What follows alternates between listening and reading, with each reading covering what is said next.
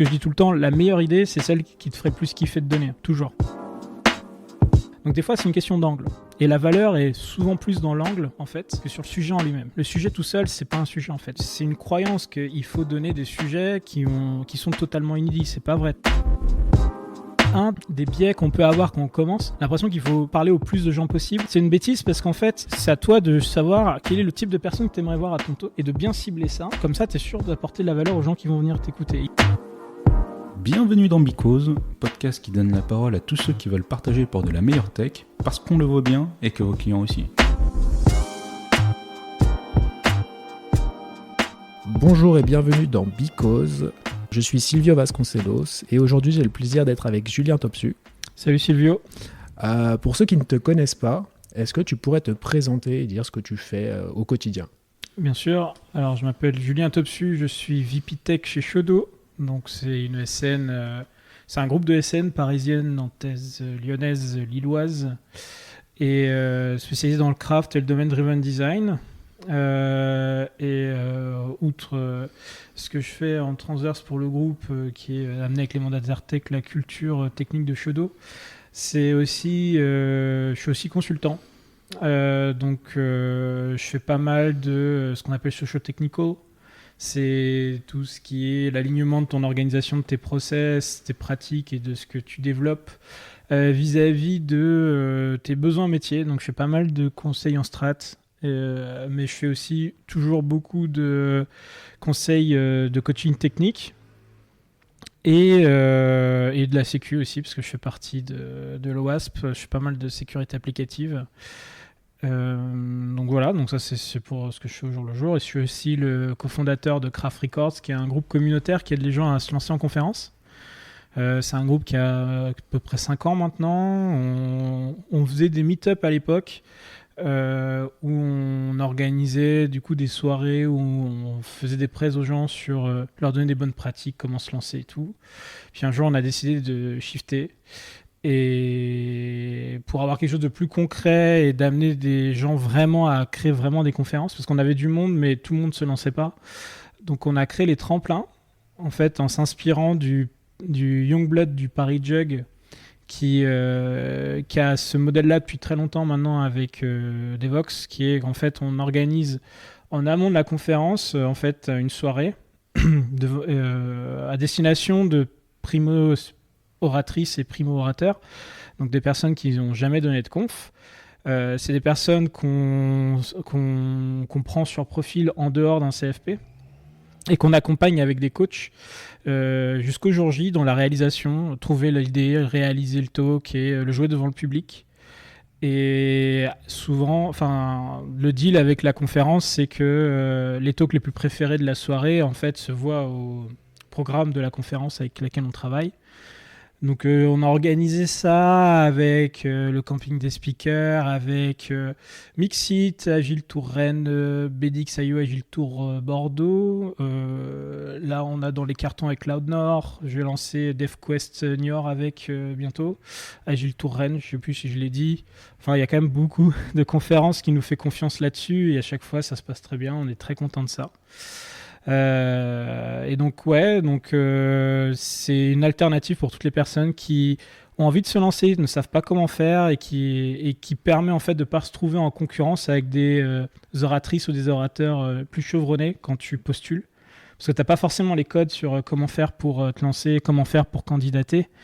Et ben souvent même si t'aurais potentiellement une idée qui peut être super, peut-être que t'as une personne plus chevronnée qui va passer, même si l'idée est peut-être un peu moins ou la personne a un petit peu moins d'expertise que toi, parce que c'est une manière en fait de postuler, tu vois, pour que ce soit pertinent. Comme vous pouvez vous en douter, vu la personne avec qui je parle, on va surtout parler de conf, de comment le préparer, et tu en as parlé de comment vous donner les conseils pour faire un talk, etc. Donc on va justement parler autour de la conf. En première question déjà, parce que tu parles de conf, tu parles de tout ce que tu as fait autour de la conf, mais qu'est-ce qui t'a donné envie de faire ta première conf ? Qu'est-ce qui t'a mis le pied à l'étrier ? Alors, le pied à l'étrier, je me le suis mis tout seul. Je vais revenir là-dessus d'ailleurs. Alors, qu'est-ce qui m'a donné envie? C'est que forcément, quand tu fais ta veille, tu tombes très vite sur des vidéos et des confs et des talks que tu peux trouver sur YouTube, etc. Et, euh, et j'avais déjà assez naturellement, moi, dans les boîtes dans lesquelles je bossais, eu tendance à vouloir aider les gens en leur faisant, tu vois, des prêts sur des sujets. Donc, ça pouvait être sur de la sécu applicative, ça pouvait être sur le DDD à l'époque, des trucs comme ça. Et quand j'ai vu qu'en fait tu pouvais toucher à un public beaucoup plus grand parce que j'ai toujours aimé partager mon savoir, etc. Je m'étais dit que c'était une manière un truc qui serait intéressant, tu vois, de pouvoir se confronter à un public que tu connais pas forcément.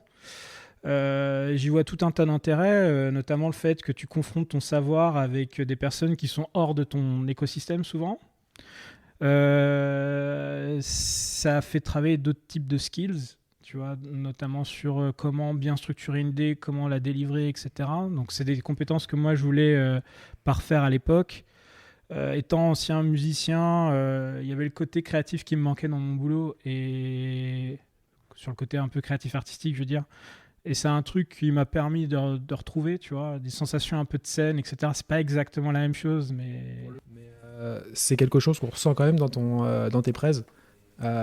Pour avoir regardé différentes prêts, toi, tu te démarques un petit peu parce que comme tu le dis, c'est un peu plus scénarisé, je trouve. Tu t'aimes beaucoup tout ce qui est autour du cinéma. Enfin, on en reparlera après, bien sûr, ouais. sur la mise en place d'une conf, mais c'est vraiment un truc que j'aime bien en fait, dans tes confs, par exemple. C'est vraiment, c'est pas qu'une conf, c'est un peu un show à moindre échelle. C'est pas non plus, Oui. mais voilà. Et puis après, je pourrais expliquer aussi pourquoi je fais ça comme ça. Donc, dans les raisons pour lesquelles je fais ça, c'est aussi parce que je suis arrivé aussi j'expérimente pas mal de trucs dans ma carrière. Et des choses tu vois, dans certaines boîtes que j'ai pu mettre en place, que j'ai pas vu forcément autre part, et c'est des trucs auxquels je voulais pouvoir partager avec les gens.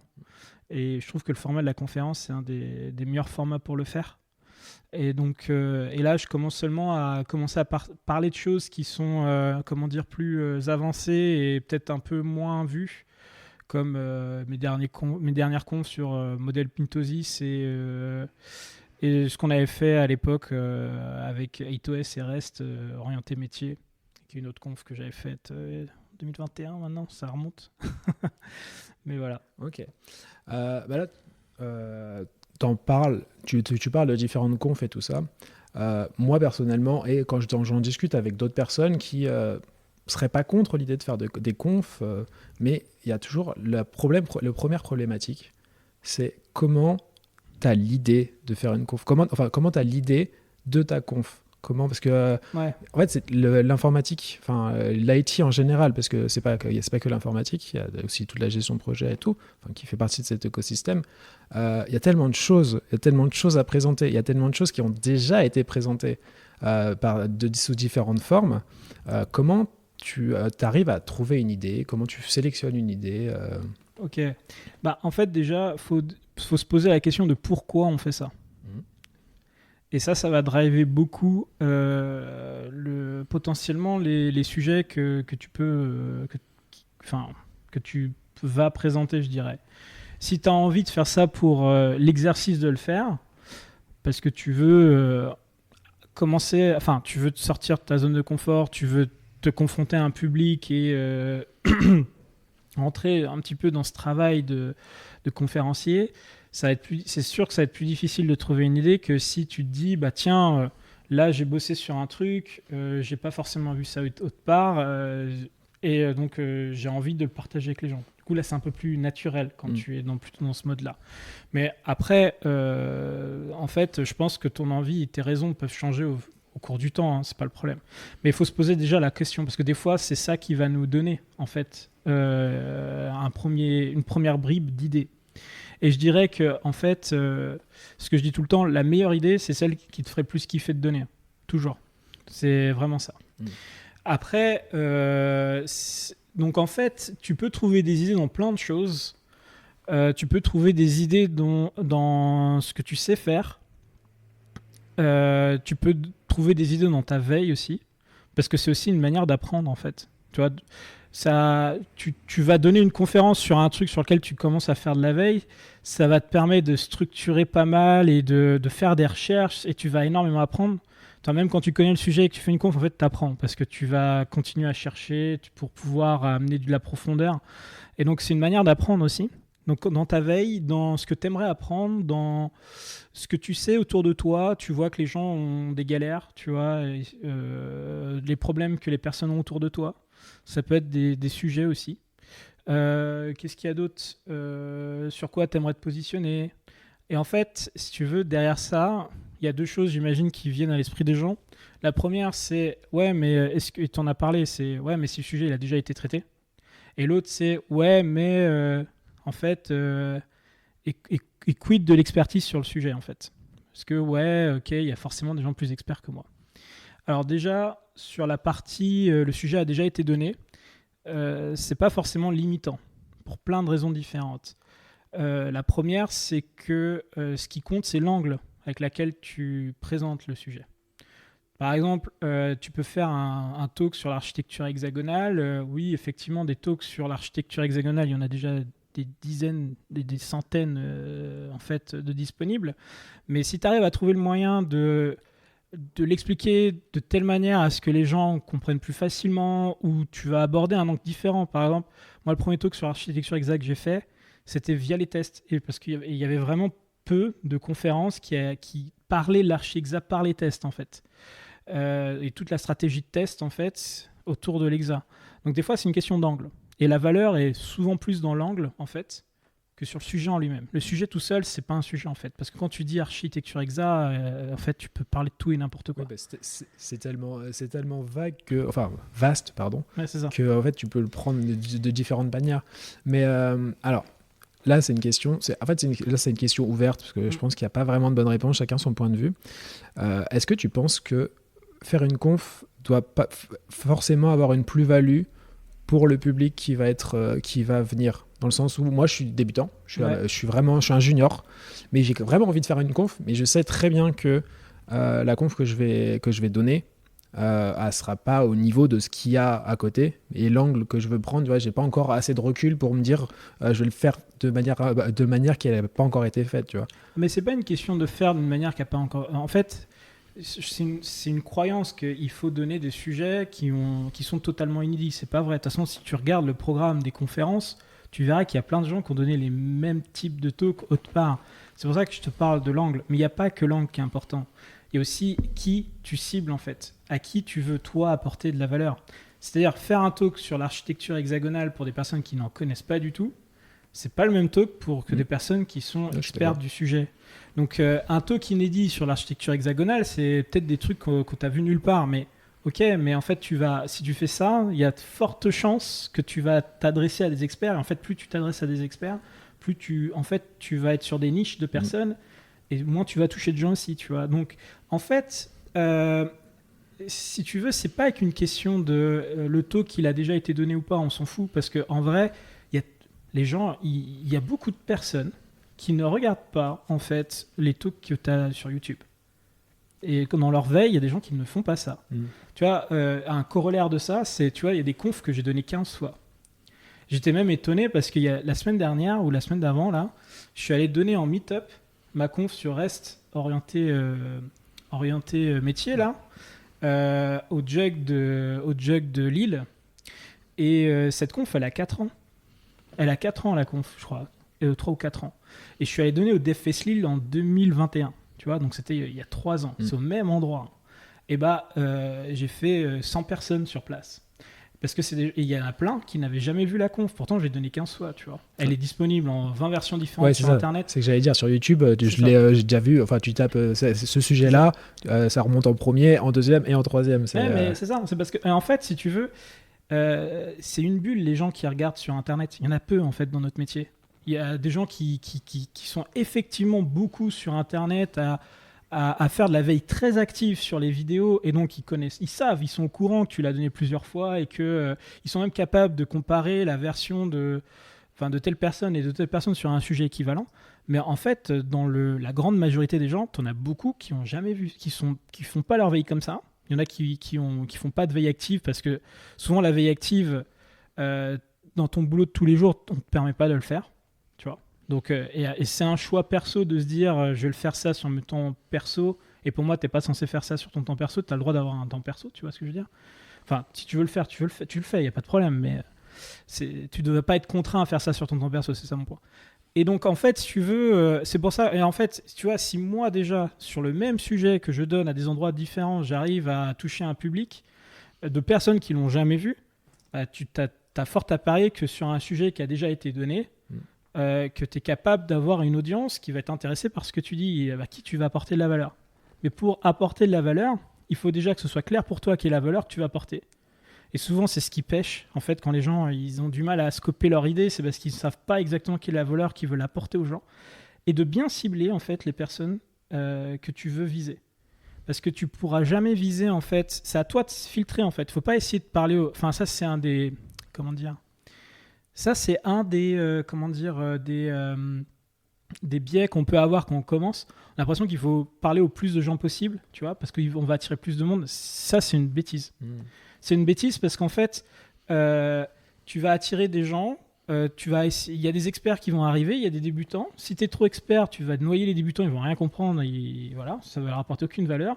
Si tu es débutant et il y a plein d'experts, en fait, les experts ils vont dire, mais en fait, on m'apprend rien, en fait. Et donc, en fait, si tu veux, c'est à toi de savoir quel est le type de personne que tu aimerais voir à ton talk et de bien cibler ça. Comme ça, tu es sûr d'apporter de la valeur aux gens qui vont venir t'écouter. Il y a des techniques après pour cibler ça dans ton abstract et tout, j'en parlerai après.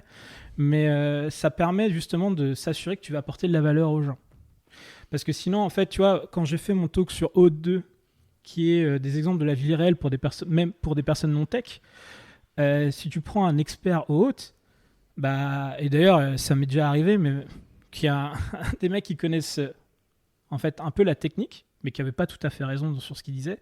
Ils disaient, ah ouais, mais en fait, à ce moment-là, il ne se passe pas exactement ça. Bah oui, mais quand tu fais de la vulgarisation, tu prends des raccourcis, parce que si tu rentres dans toute la complexité de ce que le truc complexe, en fait, tu noies les gens. Toi, quand tu regardes des documentaires à la télé sur la physique quantique, en fait, ils ne parlent pas comme si tu étais un physicien quantique. Ah ouais, mais clairement, moi je suis très friand de la vulgarisation. C'est pour ça que ta conférence au haute, j'ai vraiment bien aimé. Et en effet, après, si tu t'intéresses au sujet, pour moi, c'est une porte d'entrée. C'est ça. Et après, exactement. si tu t'intéresses au sujet, tu fais de la veille. Tu fais de la veille sur le sujet principal. C'est vraiment, je te présente le sujet pour que tu puisses comprendre juste la globalité du truc. Maintenant, à toi de faire l'effort d'aller sur la suite. C'est faire l'effort. Je peux aussi donner des... Enfin, moi, ce que j'avais donné à la fin, c'était par exemple des pointeurs qui allaient sur le site de 2.1 pour justement permettre aux gens d'apprendre plus en profondeur ce que c'est. Et permettre aux gens aussi de se rendre compte des potentiels raccourcis que j'ai pris parce que c'était... Enfin, il faut savoir que présenter ce truc-là en 45 minutes, c'est aussi un challenge en soi. Et je voulais juste revenir sur un autre truc, c'était cette histoire de légitimité qu'on se pose souvent et de se dire « Ouais, mais je suis pas expert ». En fait, ça, c'est pas du tout un syndrome de l'imposteur, même si les gens l'appellent comme ça, parce que c'est plutôt un manque de confiance en soi. En fait, on se donne toute une image de ce que c'est que donner des confs. On a l'impression que c'est des gens, ils ont une autorité de malade, tout ça, et en fait, rien du tout. On est pareil. C'est la grosse différence, c'est qu'on le fait et que les autres le font pas, en fait. Il faut juste se lancer. Mais ce que je veux dire par là, c'est qu'en fait, la légitimité de présenter un sujet, elle est plus liée au fait que tu vas travailler pour bien le présenter que le fait que tu es un expert sur le sujet, en fait. Parce que un expert sur le sujet, c'est pas forcément quelqu'un qui va réussir déjà à très bien vulgariser le sujet. Ça va pas avec, tu vois.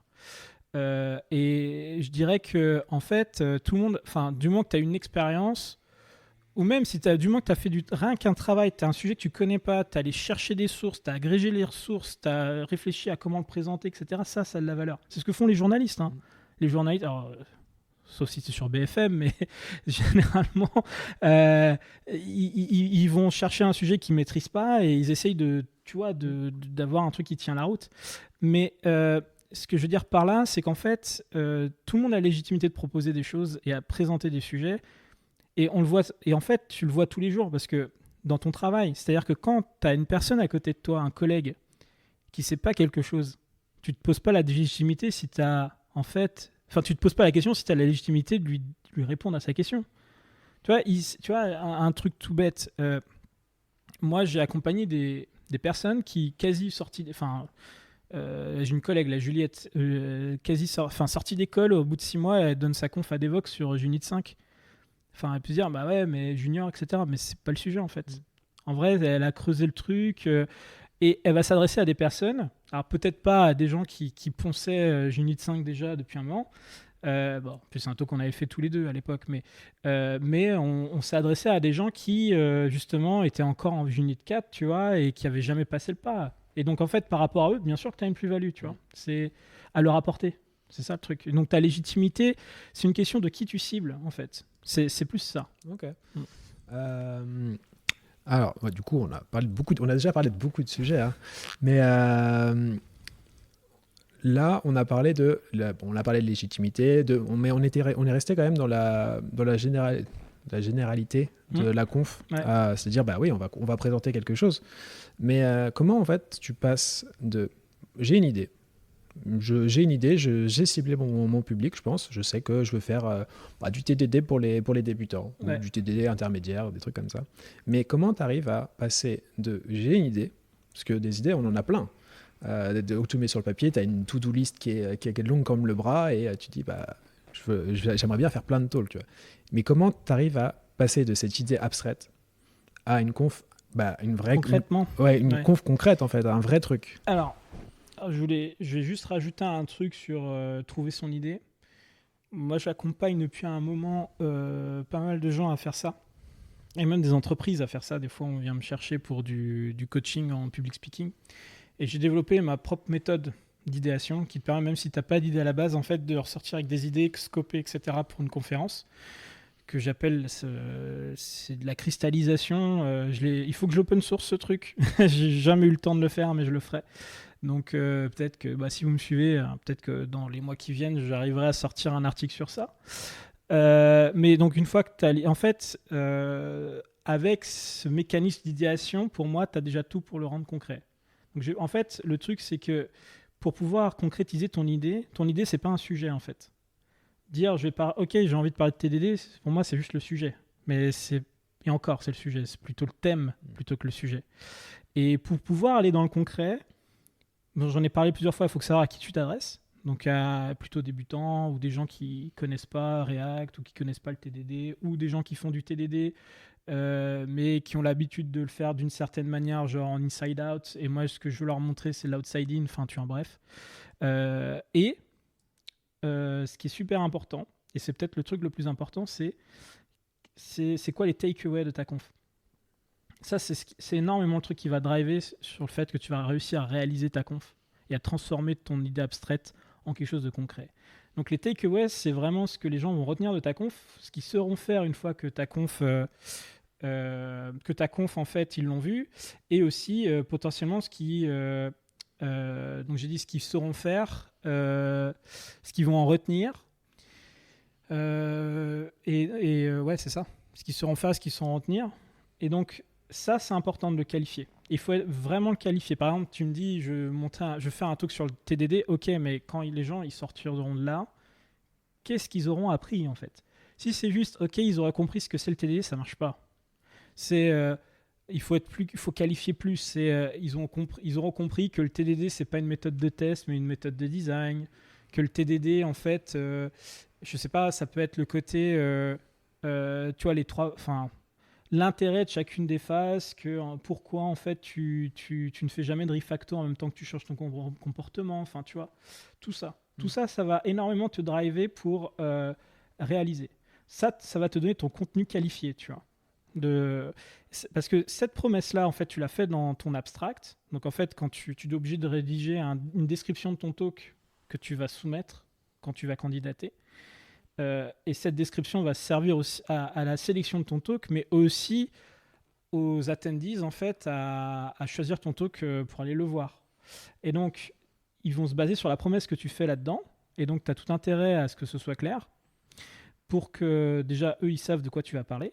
Et donc, comme tu as fait une promesse, toi, ça va te permettre de te guider sur comment tu réalises le truc. C'est pour ça que pour moi, en fait, très souvent, ce que je fais, j'ai quasiment jamais créé de conférence avant d'avoir postulé et qu'elle soit prise. Pour plusieurs raisons différentes. Mais en fait, souvent quand... parce que, enfin, la première raison, c'est que généralement, quand tu débutes, tu as un taux de sélection qui va être faible et c'est normal, en fait. C'est assez dur quand même d'être pris. Tu vas avoir peut-être un taux, enfin 1 sur 5, 1 sur 6, tu vois, sur ce que tu postules. Des trucs comme ça. Et donc en fait, si tu commences à créer tous tes taux qui peuvent te prendre du temps avant de postuler et qui sont jamais pris, bah en fait, t'as peut-être appris pour toi, mais tu vas jamais les donner potentiellement. Tu vois. Sauf si tu veux les donner en meet-up où il y a moins de sélection. Mais donc en fait, je commence toujours par qualifier ça. Et donc j'invite souvent les gens à faire ça et de postuler avec. Voir, du coup, ça te permet de faire presque un MVP du truc, mais juste sur la promesse et voir si ça intéresse. Si tu es sélectionné dessus, ça veut dire que tu apportes vraiment la bonne valeur. Si tu n'es pas sélectionné dessus, tu peux te poser la question du coup... j'ai peut-être changé parce que tu peux aussi demander du feedback des fois au comité de sélection. Ils le font pas tous parce qu'ils vont avoir énormément de talks à revoir, enfin à donner du feedback, mais ça te permet justement d'améliorer ta proposition déjà. Et donc tu pars sur cette proposition, tu sais les promesses que tu vas donner, et là l'étape d'après c'est en fait créer un peu ton plan. Donc comment tu crées ton plan? En fait, pour moi, c'est tu dois qualifier les.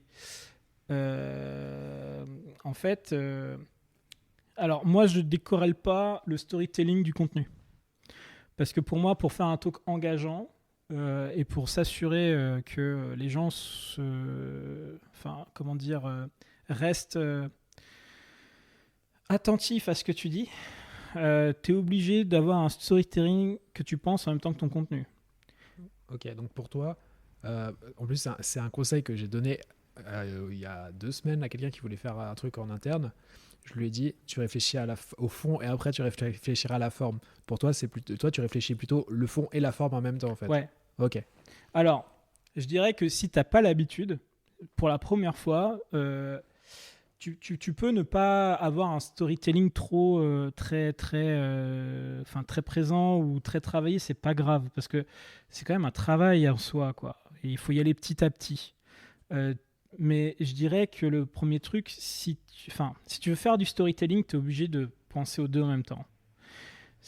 Mais en fait, on s'entend peut-être pas exactement quand je parle de storytelling. Le storytelling, c'est pas forcément le côté l'enrobage, la forme en fait. Au sens les artifices, tu racontes une histoire, etc. Ça en fait partie, mais on n'en est pas là encore. Pour moi, le storytelling que je parle là, c'est plutôt le storytelling de comment tu racontes l'histoire de ton talk. Pas je rajoute de l'enrobage, mais vraiment comment je présente les choses. C'est ça dont je parle quand je parle de storytelling.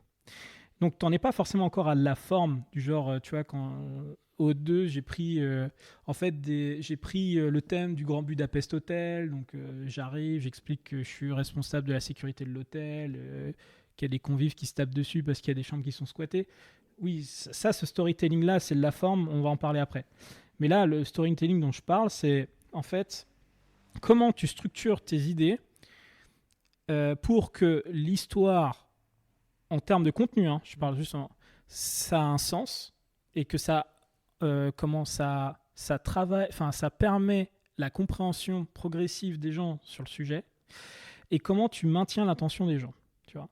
Parce que souvent les gens font des trucs hyper scolaires, c'est-à-dire qu'ils vont faire thèse, antithèse, synthèse ou plan du talk. Ok, je me présente. Ensuite, je parle de mon expérience. Ensuite, je te parle du problème. Ensuite, je te parle de la solution.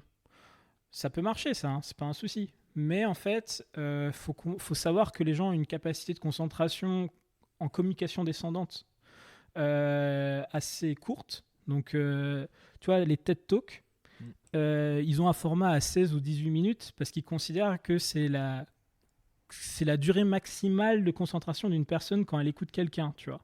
Quand tu fais alors imagine un talk de 50 minutes, alors imagine un talk de 3 heures. J'ai déjà fait ça aussi. Ça veut dire qu'il faut que tu travailles pour que les gens puissent t'écouter. Sinon, ils vont décrocher. Et ils vont tout le temps décrocher, c'est normal, c'est humain.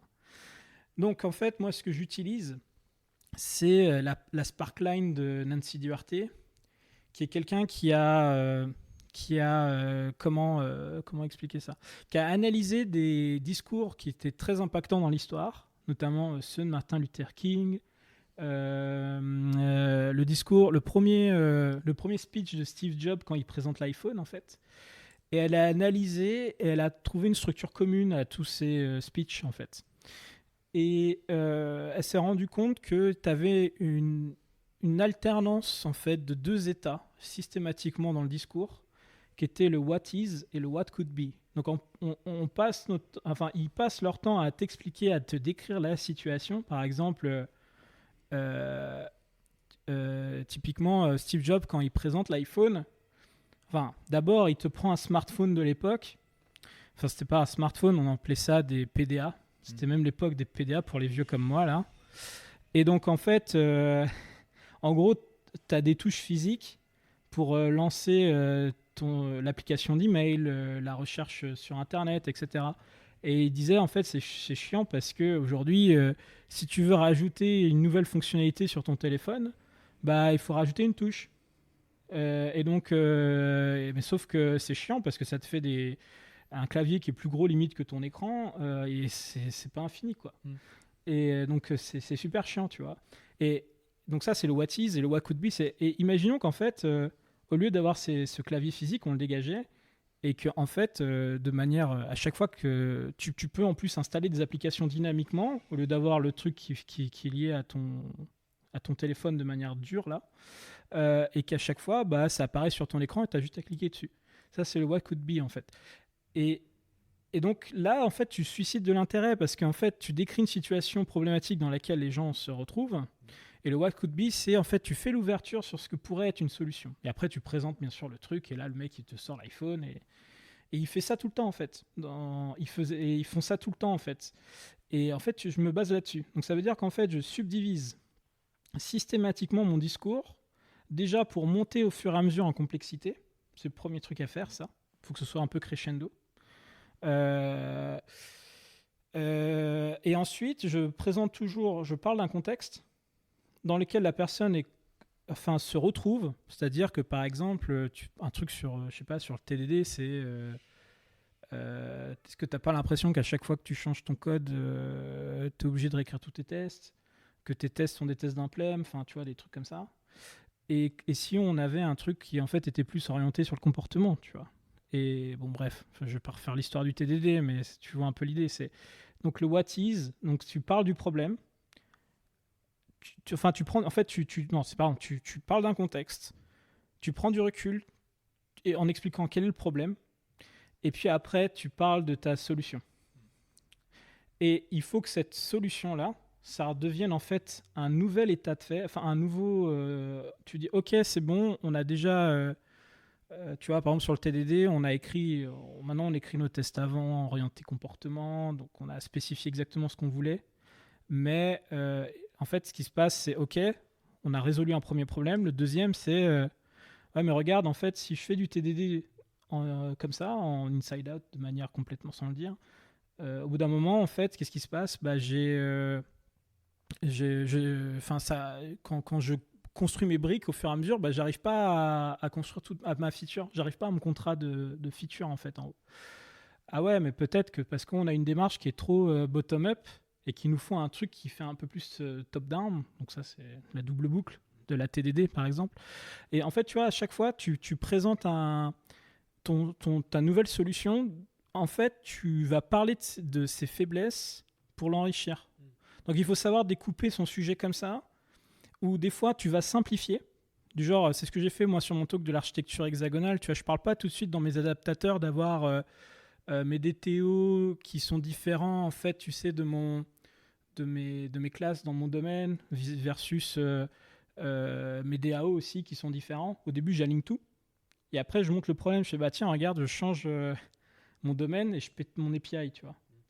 Et donc, après, j'explique l'intérêt, tu vois, du coup, Et en fait, tu fais comme ça du crantage, et à chaque fois que tu amènes une solution, ce qui devient une nouvelle situation, en fait, les gens, ils baissent en attention, tu vois, ton cerveau, il fait « Ok, c'est bon, j'ai compris, tout va bien », et puis bam, tu leur mets un problème dans la face.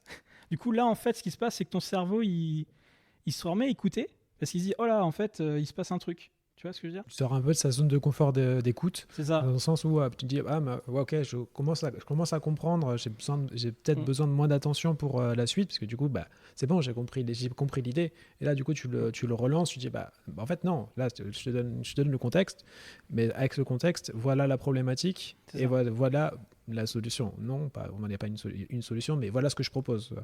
C'est ça, et en fait il faut toujours pour moi être dans le démonstratif et pas dans le déclaratif.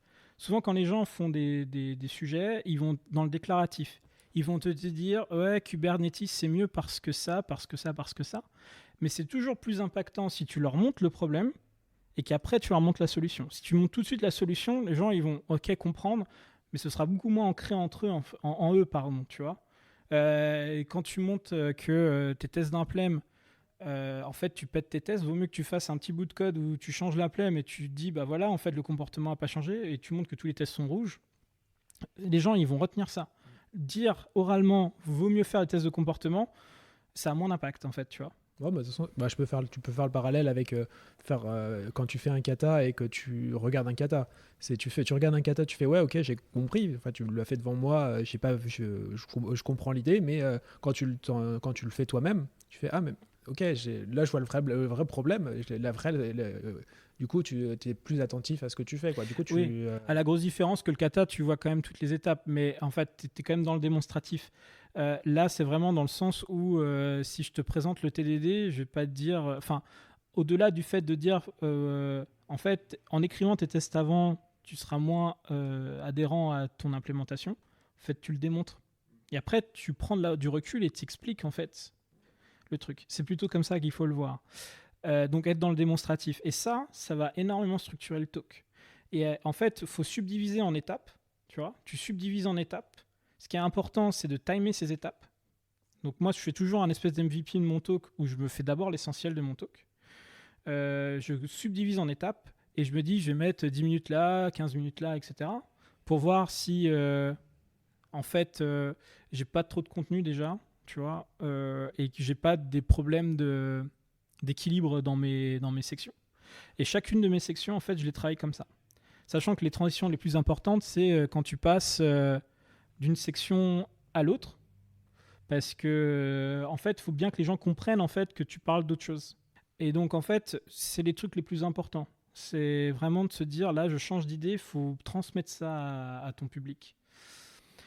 Et en fait, à chaque section, tu listes quel est l'objectif de la section et tu vérifies que tous les objectifs de ces sections en fait matchent avec la promesse que tu as fait, tu vois, dans ton abstract. C'est pour ça que je dis que ça drive beaucoup, tu vois. Il faut que tu ventiles les promesses de ton abstract en fait sur tes sections. Et après, chaque section, du coup, tu as tes objectifs et tu vas dans la réalisation en fait avec la technique que j'ai donnée là.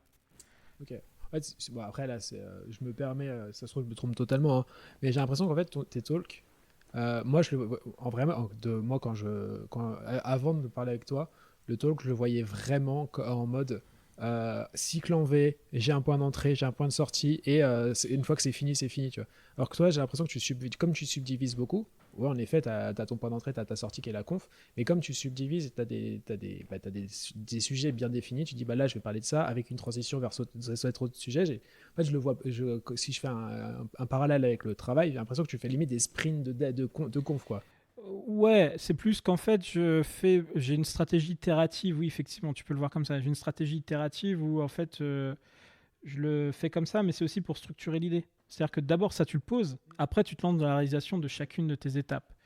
Après, je dis pas qu'il faut tout le temps commencer par la première étape, c'est-à-dire que quand tu fais un live code, ce qui est important, c'est de commencer par ce que tu veux montrer d'un point de vue code avant de te lancer dans... Parce qu'il y a des trucs qui techniquement sont pas vraiment faisables, etc. Donc il faut très vite que tu saches ce que tu veux montrer et d'essayer de le faire pour voir si ça marche.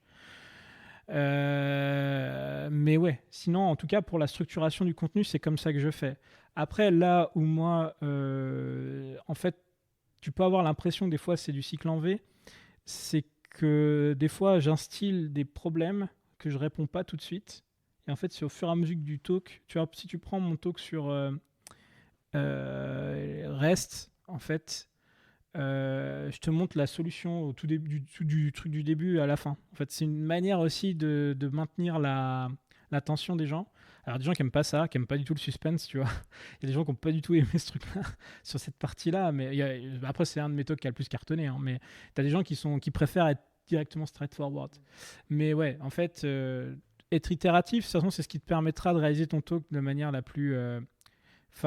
si tu le fais en cycle en V, en fait, quand tu vas répéter la première fois, moi, ça m'est déjà arrivé, j'avais 1h30 de contenu pour un truc de 45 minutes, quoi. Je me joue là mon talk au bout de 45 minutes, en fait, je me rends compte que j'ai fait la moitié de mon talk.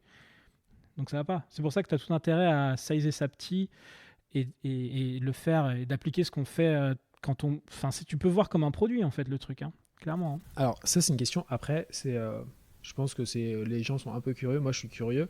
Mais je pense que ça dépend des confs. Mais si tu devais te donner un ordre d'idée de combien de temps ça te prend pour faire une conf, tu vois.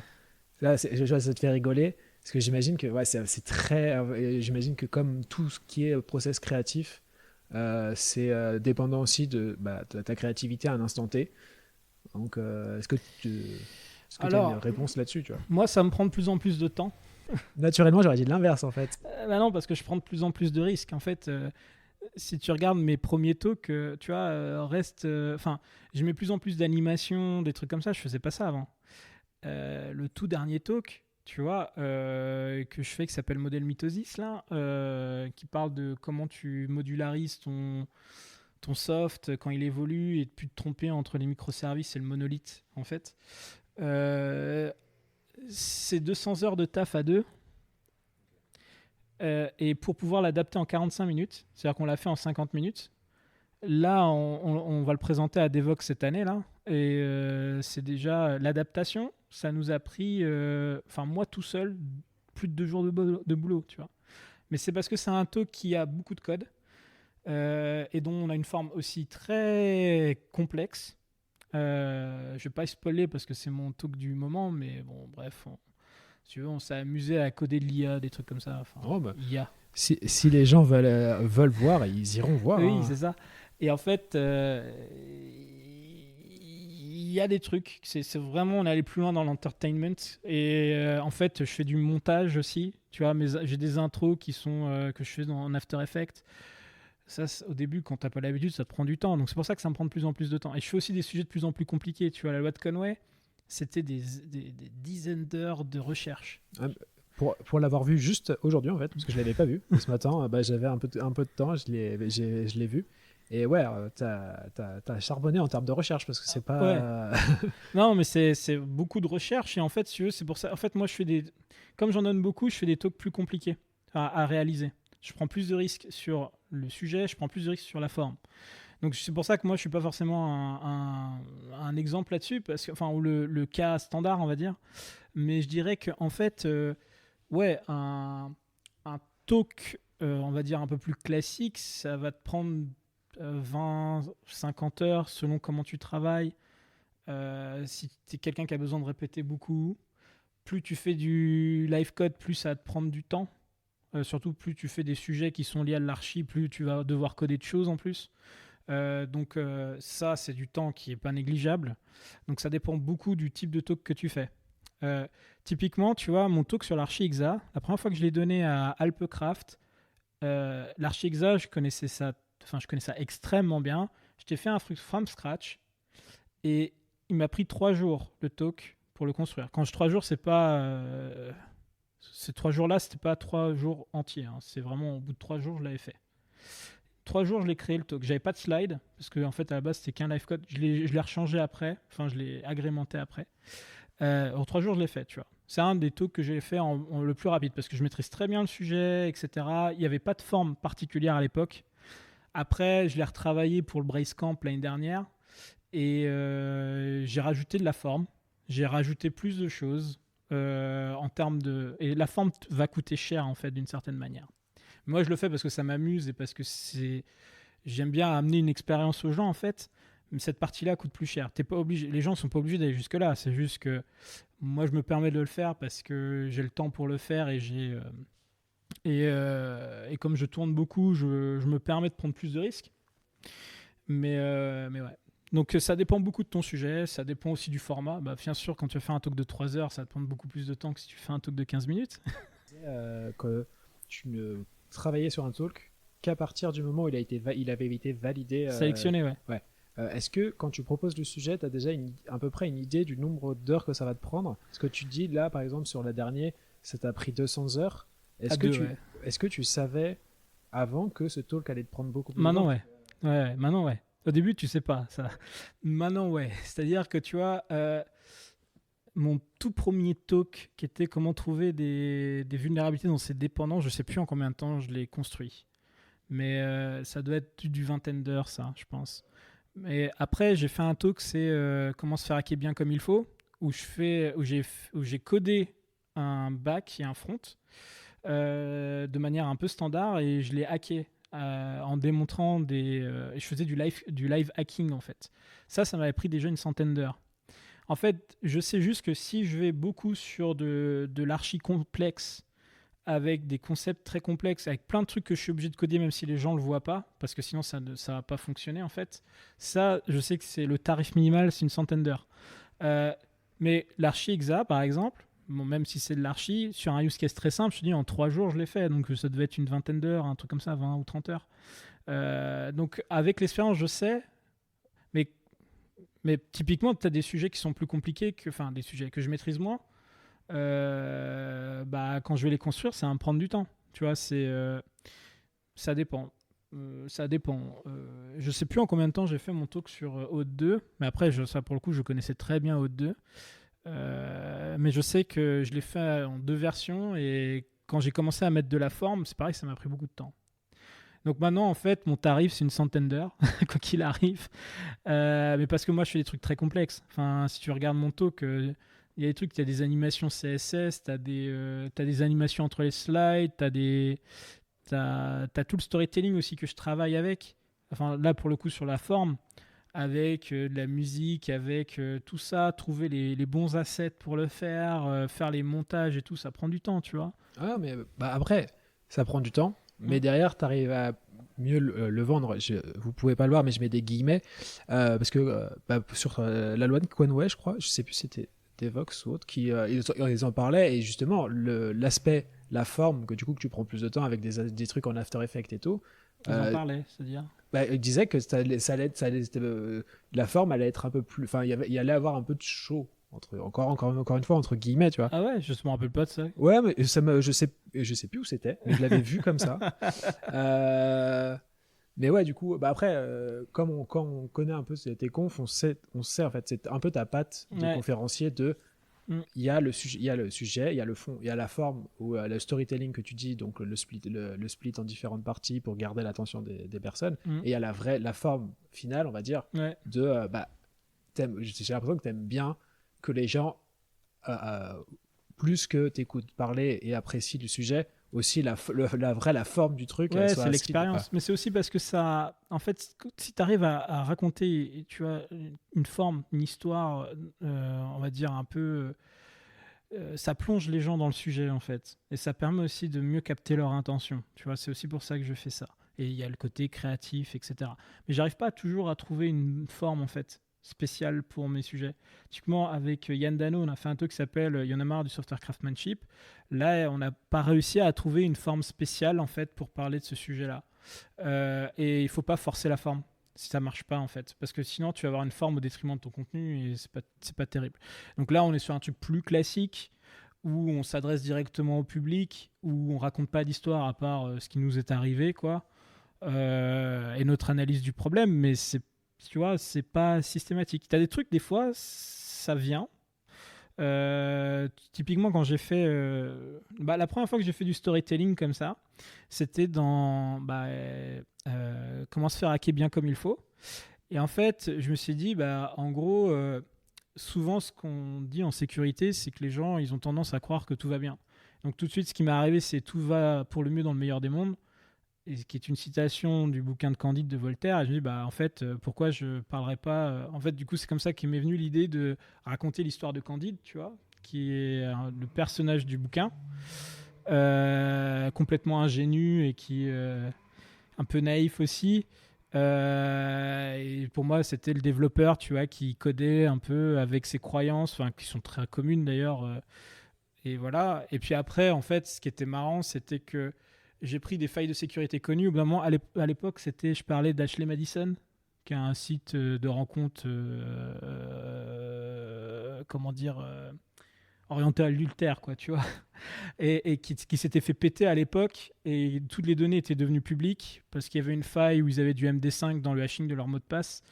Et en fait, du coup, j'ai intégré ça dans mon histoire où j'ai raconté qu'en fait, il était sur ce genre de site, tu vois. Du coup, tu vois, c'était. Mais parce que. Et après, bah, c'est comme un peu là avec la loi de Conway. En fait, dans la loi de Conway, au bout d'un moment, si vous le regardez, je parle d'un cabinet de conseil très connu sur lequel je fais la démonstration en fait, de la loi de Conway sur leur site.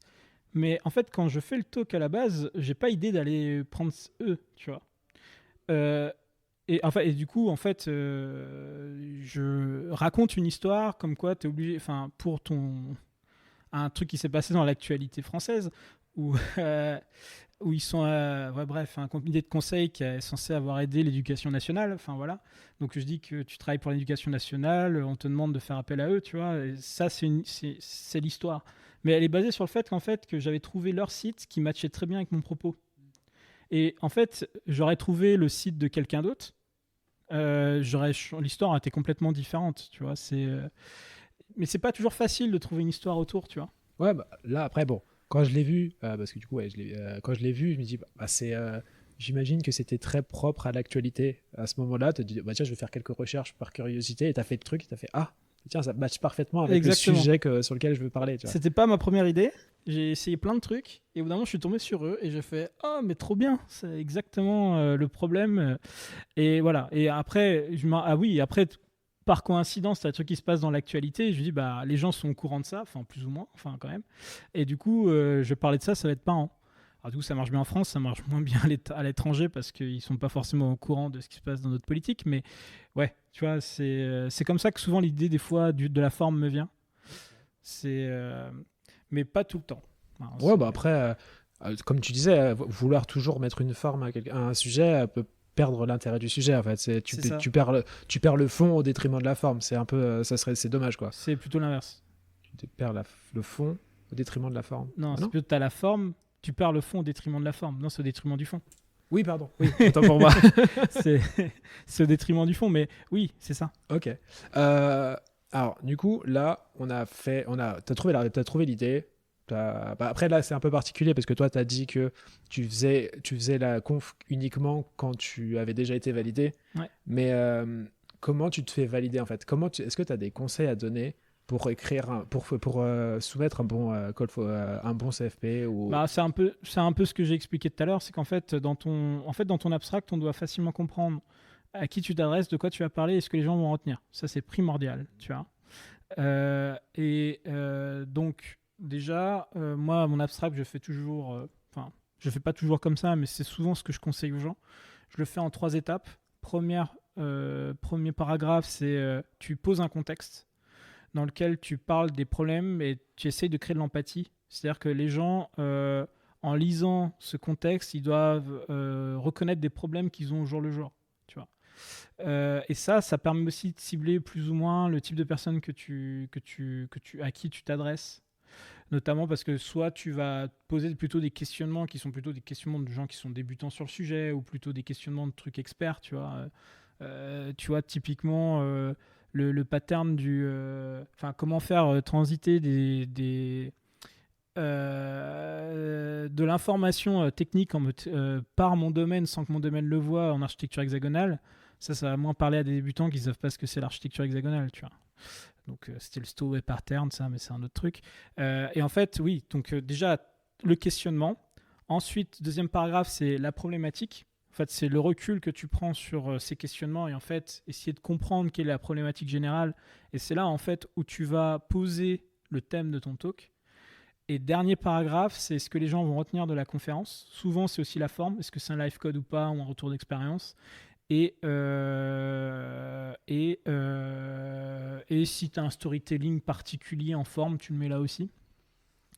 Des fois, je brande tout mon abstract sur le storytelling, ça dépend des endroits. Quand on avait fait le talk sur l'architecture au plastique hexagonale, là, avec Jordan Nouri et Adrien Joly, où on transformait un vrai soft open source qui a 10 ans en Node.js en architecture hexagonale, on a vu l'idée en fait de faire comme si c'était une opération à cœur ouvert en fait, et on s'est ramené en tenue de chirurgien et en fait tout l'abstract était orienté sur le médical du coup.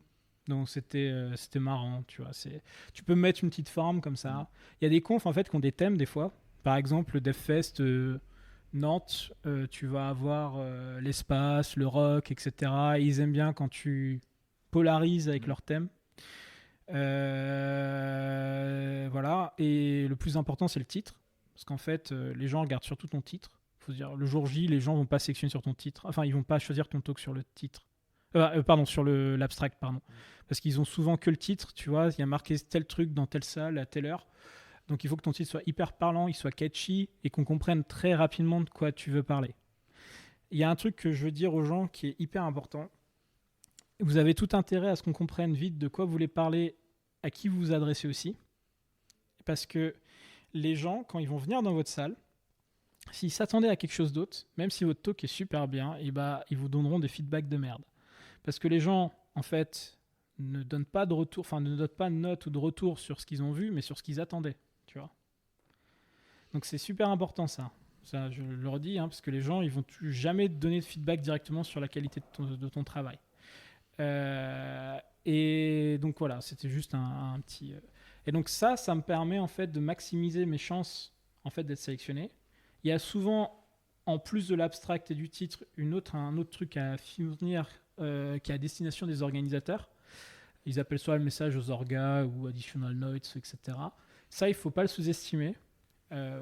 Moi, ce que je conseille de faire dans ce champ-là, c'est un peu la lettre de motivation de son talk.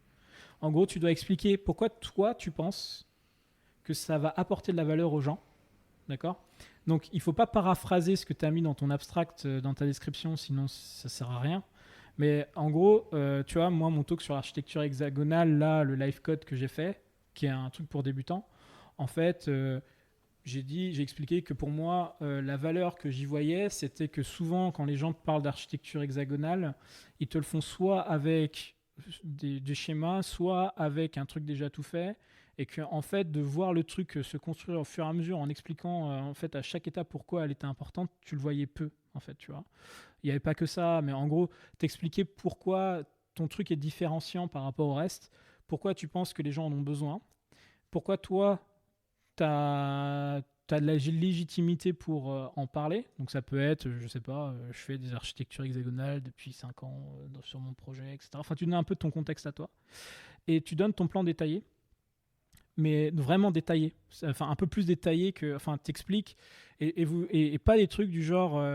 je parlais du problème, j'ai parlé de la solution. Non, en fait, tu dis quel problème, tu dis quelle solution, en fait. Sinon, ça permet, en fait, aux personnes qui vont te sélectionner de voir vraiment plus dans le détail de quoi tu veux parler. Et là, tu maximises tes chances. En plus, tu peux fournir tes slides si tu les as déjà faites, une vidéo de ton talk si ça a déjà été pris quelque part, ou dans un meet-up, ou une vidéo d'un autre truc que tu as déjà fait, ou tu peux même t'enregistrer toi, en fait, si tu voulais préparer à l'avance ton talk. Voilà les conseils que je donnerais pour faire en sorte d'être plus facilement sélectionné. Ouais. Ok. En vrai, c'est des bons conseils. De t'en donner plus que ce que je pensais. Mais alors, là, la question, c'est toi, quand tu as dit que tu avais fait plein de fois tes confs. En effet, tu vois sur YouTube, tu as au hôte à tel conf, au hôte à tel conf, au hôte à tel conf. Est-ce que c'est toujours toi qui a fait la proposition, ou on est déjà venu te chercher parce que justement un organisateur de conf avait vu cette conf et dit mais après, ça serait cool qu'il puisse la faire ici. Alors ça m'arrive, mais c'est rare. C'est-à-dire qu'en fait, typiquement l'année dernière, j'ai donné une 20aine de talks et il doit y en avoir 2 où on m'a invité, tu vois, où les gens m'ont dit j'ai vu ton talk et ça m'intéresse que tu le redonnes là. Et même des fois, ça m'est déjà arrivé qu'on me fasse des commandes. C'est-à-dire, tu vois, Alpecraft, c'était une commande. C'est vraiment, en fait, on m'a dit, on a vu ce que tu sais faire sur l'architecture exa, etc. Parce que j'avais écrit peut-être, je sais pas s'ils m'ont trouvé par mon article, etc. Et on aimerait bien que tu nous fasses un talk débutant sur l'archi exa. Tu vois, ça m'est déjà arrivé. Ça m'arrive 1 à 2 fois par an, ça. Alors, les commandes, ça m'est arrivé que 2 fois, je crois. Voire 3. Invité, ça m'arrive 1 à 2 fois par an, mais sur la vingtaine de talks que je donne. Et quelque part, je trouve ça assez sain de devoir être sélectionné à chaque fois, parce que le problème d'être tout le temps invité, je trouve que tu sais plus si tu es invité parce que tu connais les gens, parce que quand tu donnes 20 talks, tu commences à connaître un peu tout le monde, mais tu sais plus si tu es invité parce que les gens te connaissent ou par la qualité de ton travail. Et moi, j'aimerais pas tomber dans une espèce de zone de confort, de savoir que je suis sélectionné pour ce qui je suis et du coup de perdre en qualité, tu vois. Donc moi, la grosse majorité de fois où je suis pris, à 99%, je dirais, c'est parce que j'ai postulé. Hein. Ok. Et du coup, après ça, tu l'as dit tout à l'heure en disant que tu avais retravaillé ta conf sur l'archi exa. Est-ce que tu refaçonnes à chaque fois tes confs, tu les retravailles tout le temps à chaque fois, on va dire par exemple, on va dire au hôte, tu dois la refaire demain. Est-ce que tu vas revenir dessus en disant ce sujet, peut-être le revoir un petit peu différemment Ça arrive. Alors, si tu veux, pour moi, le talk, souvent, enfin, d'expérience, je trouve qu'il a atteint son niveau de maturité une fois que tu l'as donné 4 ou 5 fois. En fait, tu vois, au hôte, la première fois que j'ai donné, il avait un scope beaucoup plus grand et j'avais pas réussi à mettre tout ce que je voulais dedans, en fait. Et quand il a été pris à notre compte, je me dis non, il faut que je le retravaille. Et puis après, j'ai eu des retours où même moi, je me suis dit il faut que je le refasse et je l'ai retravaillé au fil de l'eau, quoi. Maintenant, quand je leur donne, enfin là, je vais donner plus d'une dizaine de fois, bah, j'ai plus trop besoin de le retravailler. Mais oui, en fait, je m'arrête pas, je le donne une fois et c'est terminé, en fait. Je le donne et à chaque fois, j'essaye d'intégrer des améliorations en faisant un peu le tri des feedbacks qu'on me donne, de la manière dont les gens y comprennent. Pareil, si vous regardez les différentes versions de mon talk sur Conway, entre celui de la Flocon, celui d'Evox, il y a des choses qui ont changé en fait. Et même là, les dernières fois, si vous regardez celui que je vais le donner à l'Agile Tournior, j'ai encore changé des trucs parce qu'en fait, j'ai trouvé des moyens de mieux expliquer les choses, tu vois, des fois. Ouais, mais de toute façon, moi je le vois, en fait, je fais le parallèle, enfin surtout toi qui fais les talks plusieurs fois, parce que c'est pas comme si moi je faisais un talk, je sais pas si je le ferai une autre fois. Déjà, en fait, moi je fais le parallèle vraiment avec un stand-upper, un humoriste, tu vois, ou au début qui fait des salles pour roder son truc, et après il dit okay, là après tu peux sur 2 dates différentes, tu verras tout le temps quasiment la même chose en fait. Il est plus mature comme tu dis au bout de 4 talks. Ouais, c'est ça. Et juste un truc, pourquoi en fait je représente mon talk plusieurs fois, bah parce que je postule plusieurs fois, c'est parce que quand tu mets 200 heures à le créer et que tu n'es pas payé pour ça, parce que tu n'es pas payé, hein, enfin, tu fais ça bénévolement. Alors oui, moi, ma boîte me donne des jours et je fais ce que je veux avec, donc mon staff, je peux créer des conférences, mais ils sont clairement pas suffisants pour créer des talks. Les conférences ne te payent pas pour ça, c'est du bénévolat. Donc en fait, tu dis, j'ai passé 200 heures et je l'ai claqué en 45 minutes, tu vois, et j'ai pas été payé, donc tu veux le rentabiliser un minimum. Outre le fait que, en plus, en le donnant plusieurs fois, tu l'améliores et t'arrives et t'apprends ton talk et tu l'améliores, en fait. C'est pour ça que moi, je le présente plusieurs fois. Je me permets, hein, tu l'as dit, tu le fais bénévolement. Et c'est des trucs aussi que je dis aux gens qui essayent au sein de KB de faire des talks et tout ça, enfin qui sont curieux, qui aimeraient le faire. Ce que je leur dis aussi, c'est que justement, quand t'es pas payé pour ça, tu le fais bénévolement. En général, bon, quand tu fais des meet-up et tout ça, les gens qui viennent, c'est gratuit aussi. Et c'est pour ça que je dis aussi se rassurer dans le sens où les gens qui viennent ne payent pas pour ça et tu le fais avec ton temps, tu as investi de ton temps. Donc, on parlait de légitimité au début. Ça aide à dire mais faut pas se sentir spécialement légitime aussi en fait. Le fait de présenter et de donner de ton temps à vouloir partager, est-ce que ça suffirait pas, tu vois? Oui, alors c'est surtout vrai pour les meetups, c'est un peu moins vrai pour les confs parce que t'as les confs où c'est 1000 balles le billet et t'as des gens qui payent ça de leur poche, ça arrive. Donc c'est vrai que t'es un peu plus exigeant quand c'est pas ta boîte qui l'a payé, quoi. Donc il y a un peu plus d'exigence sur la conférence, mais t'as quand même raison. Enfin, tu vois, c'est Ok, en vrai, je pense qu'on a fait le tour sur le sujet en fait, parce qu'on a quand même bien parlé, hein, quand je vois la durée d'enregistrement. Est-ce que tu as d'autres trucs que tu aimerais dire sur la conf? Parce que là, moi, mes questions sont finies. Il y a un truc important, c'est qu'il faut très vite jauger son niveau de stress vis-à-vis d'un public. Donc, quand vous préparez votre conf, essayez de le donner devant des collègues. Essayez, si vous pouvez, de le donner en meet-up ou en BBL et vous confronter un peu à des gens devant vous. Parce que si la première fois que vous le donnez devant des gens, c'est le jour de la conf, vous risquez de pas savoir comment vous stressez. Et chaque personne stresse de manière différente. Et plus vous allez vous tester comme ça devant les gens, moins le jour J vous serez stressé. Et ça, c'est hyper important. Il faut gérer son stress. Clairement, il y a des trucs importants. Il y a des gens qui n'aiment pas le regard des gens, par exemple. Moi, j'ai un petit tips. En fait, tu prends 3 points fixes dans la salle, des zones différentes, qui sont entre les gens. Et tu regardes ces points fixes. En fait, au fur et à mesure, tu balayes comme ça la salle. Et en fait, tu regardes jamais personne, mais les gens le savent pas. Du coup, t'évites. Comme ça, en fait, les gens, ils ont l'impression que tu regardes le public, mais en fait, tu regardes personne. Si t'aimes pas le regard des gens, tu vois. Les petits tips comme ça, faut bien souffler, mettre des temps de pause, notamment entre chacune des idées qui sont importantes. Quand on finit une section, on met un temps de pause. Ça permet à ce que les gens, en fait, impriment ce que tu dis. Si tu enchaînes trop, ils vont pas comprendre que tu parles d'autre chose, etc.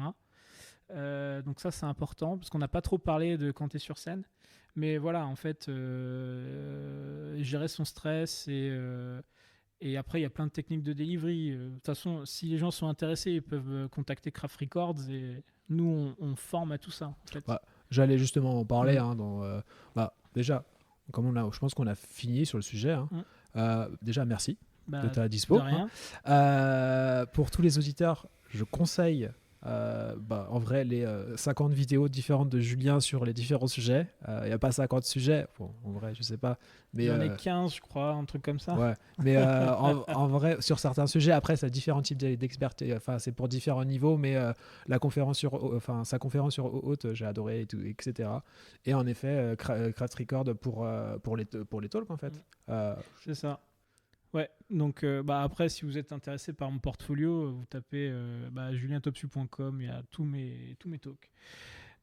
Et sinon, Craft Records sur LinkedIn ou sur Twitter. Et on vous accompagne avec plaisir. Ok. Voilà. Personnellement, on verra peut-être, on en parlera peut-être. Avec plaisir. Merci à vous d'avoir écouté cet épisode de Because et on se retrouve pour un prochain épisode. Au revoir. Au revoir.